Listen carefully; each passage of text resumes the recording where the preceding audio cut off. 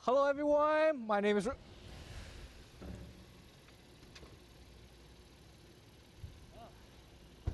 Hello everyone. If you're here and I'm here, then who's behind the camera?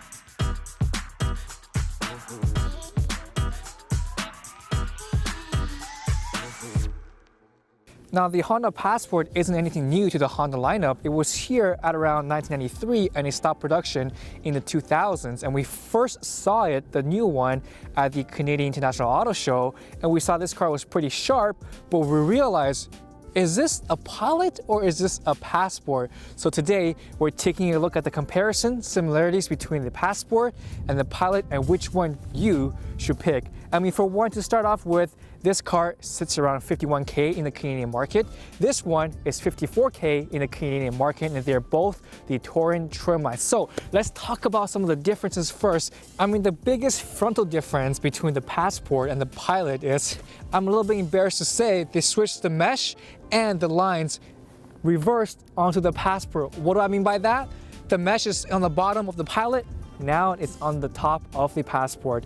The real lines or the real bumper lines in the front is now on the bottom of the Passport.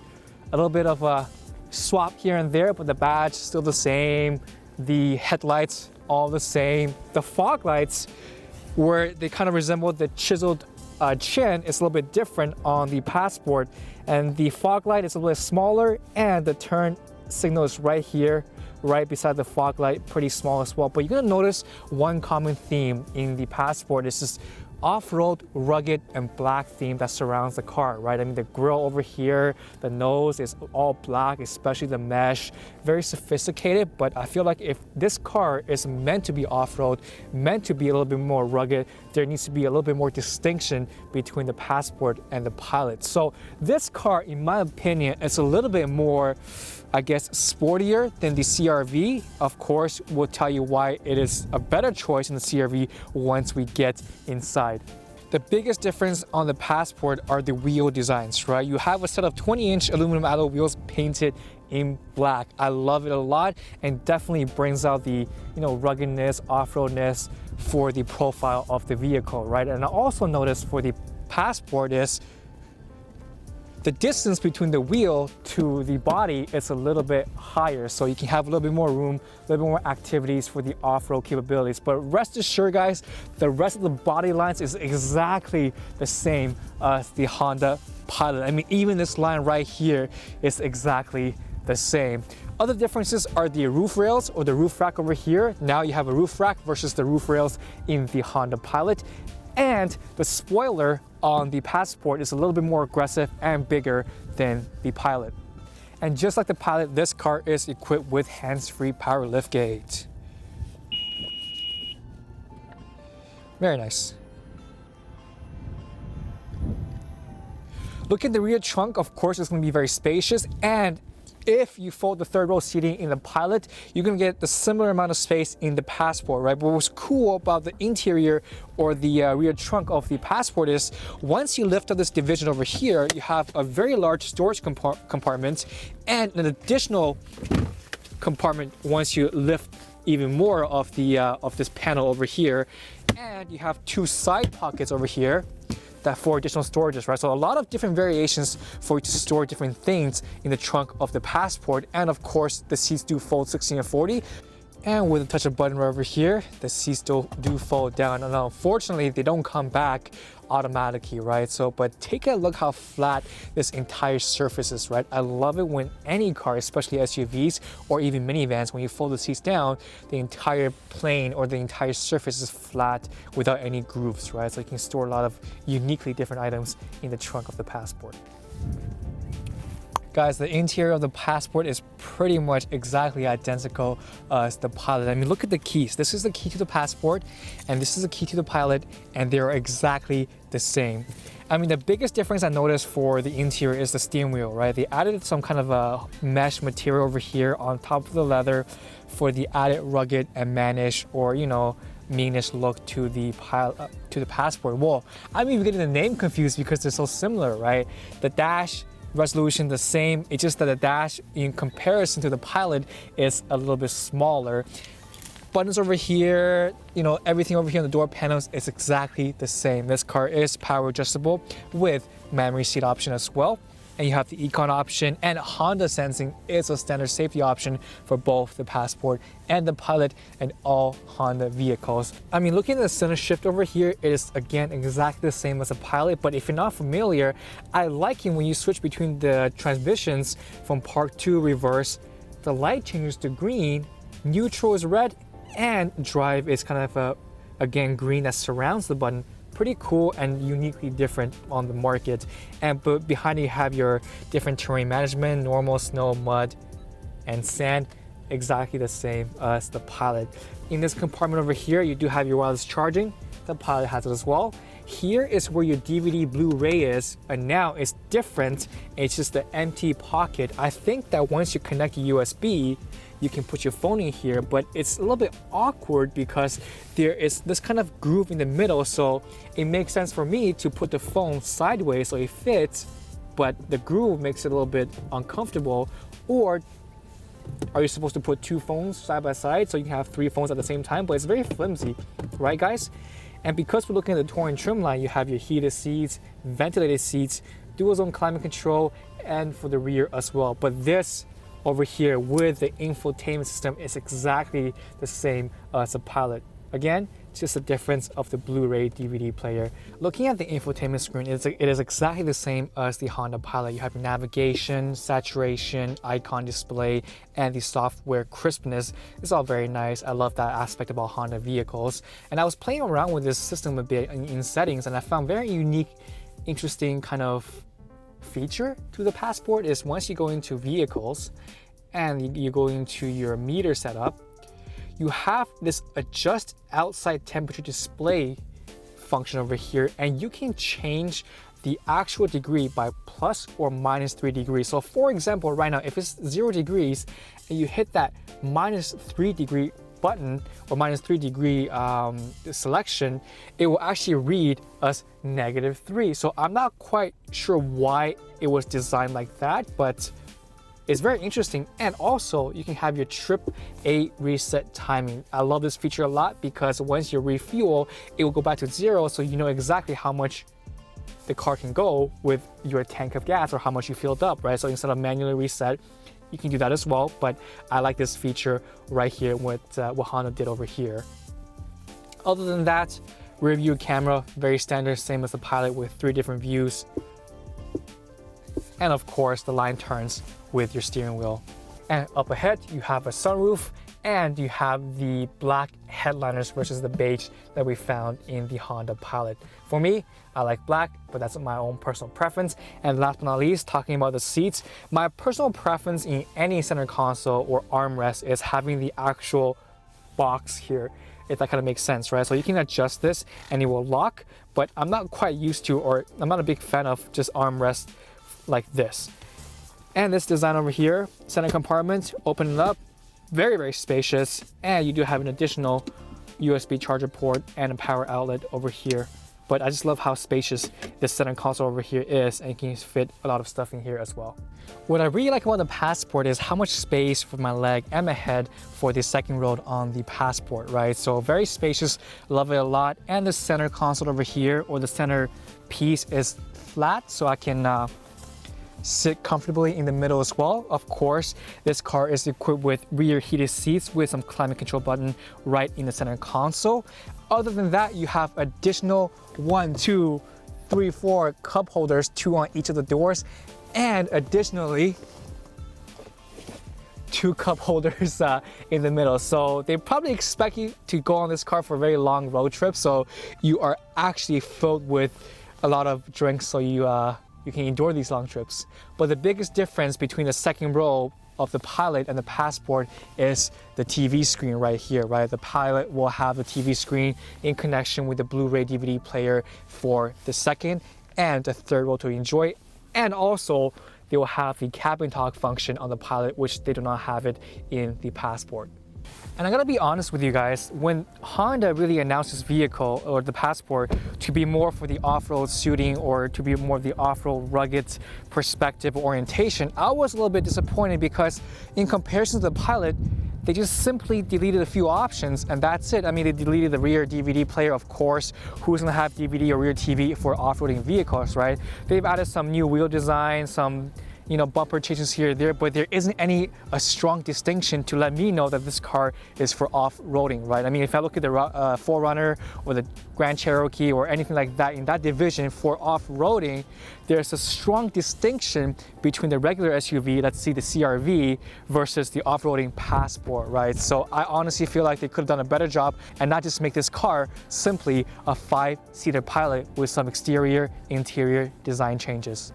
So we're going to be bringing out the Honda Pilot first and put it on the road. We want to see how this car is first because the Passport came second. You get it, guys? You get it? Oof. So I do notice first thing that on the Honda Pilot is that how quiet everything is in a sense. Even though we have a 3.5 liter V6 engine, it isn't roaring as loud for a V6. I mean, I kind of do get it. This car is more for the family oriented with the 7 or 8 passenger capability. And the comfort is actually right there. I love driving the Pilot. It's very comfortable. And the seats do feel very soft as well on my back. And this car is 9-speed automatic transmission with all-wheel drive. What's cool about this car is that it has the variable cylinder management system, which if you're unfamiliar, this car will shut off half of its cylinders whenever you're on cruise control or whenever you're doing some light driving. So this car will have better fuel economy. I'm just so in love with the Honda Pilot because it has the cabin talk function, which means that if I have passenger in the second or even the third row, I can just speak into this console over here and everyone behind me will get my message clearly, whether they're on the headphones or in the speakers. So if they're on the headphones and they're watching some DVD or whatever things that they want to watch, I can speak in here and the message will travel directly into the headphones. So pretty nice. I like that feature, and you can find that feature in the Honda Odyssey as well. Suspension, I feel, is pretty soft, very nice to go over potholes, and the pickup speed is not too bad. As you can see, I have the torque management system right in front of me, which will tell me how much power each wheel is using or how much torque each wheel is using, right? So right now, it is all-wheel drive. I do see every time I put my foot down on the accelerator, pretty much equal amount of bars is used. So if I'm going at a, let's say, accelerating position, I have 3 bars for the front wheels and 2 bars for the rear wheels, which this car still, again, is a little bit front wheel drive bias for the cool fuel economy. But I love driving the Pilot. Very nice and it feels very comfortable, and this is, in my opinion, a great family choice vehicle. And right ahead of us, we're gonna switch cars and jump into the Passport and see how that compares with the Honda Pilot. Before I get out of the Pilot, if you guys want to see the full review on the Honda Pilot, we did that. And if you're not a subscriber, make sure you check out the Honda Pilot review, which is right here. You see that icon over here, the little exclamation mark? Click on that and you will see our full review of the 2019 Honda Pilot. I guarantee you, you will love it a lot. One of the biggest things I noticed when I started driving this car is how noisy everything is. Of course, it's windy outside. The cabin is not as quiet as I would expect it. And what do we have? We have the exact same engine as the Pilot. It is a 3.5 liter V6 VTEC engine, giving you 280 horsepower and 262 pound-feet of torque, exactly the same as the Pilot, and they both have the towing capacity of 5,000 pounds, exactly the same as well, right? And they are both equipped with all-wheel drive, as I can see it right in front of me. Once I put down my foot in the accelerator, it is still more like a front-wheel drive bias vehicle, I guess, for some fuel efficiency here and there, but it is all-wheel drive when it is needed. I mean, I do see all four wheels in motion right now, right in front of me, and the whole overall driving dynamics, range, and comfortability is more or less the same as the Pilot, but I do feel like the suspension in this vehicle is a little bit stiffer, what I just feel in comparison to the road conditions around me, right? So, and we also have the 9-speed automatic transmission in this car as well, pairing that with the paddle shifter. I mean, for me, this car, honestly, I don't feel like there's a need to produce this vehicle. I do understand that Honda saw how well, you know, the off-roading vehicles in other manufacturers, the Grand Cherokee, the 4Runner, they saw how well they did that, but the lack of design elements and I guess attitude towards this Passport really, for me, is a little bit disappointing. For the all-wheel drive torque, whenever you're making a corner and you are stepping on the throttle a little bit, you can see that each wheel is individually controlled, aka torque vectoring, which means that it will send torque to the wheel that needs torque, right? So when I made that turn and accelerated, the front wheels had about 3 bars and the right wheel had about 4 bars and the left wheel only had 1 bar. So the torque for the all-wheel drive is individually controlled, torque vectoring, which I do appreciate that in the Honda Passport. Pretty cool. But honestly, guys, I was just talking to this about Yu-Chen. If you reminisce about cars that were designed in the 80s, 90s, right? When they bring out something uniquely different for that specific purpose, it is a completely brand new vehicle with huge distinction. I know I said the word distinction a lot in this video, but I'm just trying so hard to find every single detail that's different between the Passport and the Pilot. It's like playing that game, spot the difference and let me know how much difference you see between the Passport and the Pilot, right? So to me, I honestly feel like as much as I love the Pilot, for the Passport, they've simply just deleted a few options that aren't meant for off-roading, like I mentioned before. The Blu-ray DVD players, the black wheel design that they introduced in the Passport. You know, these elements, these designs are, sure, we'll call it off-roading, sure. But the actual functionality, I'm not gonna have the same kind of confidence when I step into the 4Runner and just punch myself off-roading and put myself into the sand. I know this happened to Yu-Chen years back where he took his 4Runner into the sand, into the desert, and he performed like a bad boy. He had no issues and he had a lot of fun with it. But if I bring this car, even through mud, or even through a little bit of gravel or things like that, I'm still gonna have a little bit of concern because I just don't have the confidence that this car is telling me that this is different than the Pilot, take it off-roading, this is rugged, although Honda say it is rugged and rough, even with a different terrain management system, which is still found in the Pilot as well, right? So I guess in my honest opinion, if you bought the Pilot or if you already have the Pilot, would you buy this? I don't know, guys. I really don't know. You're spending almost the exact same amount of money with less features for the same car.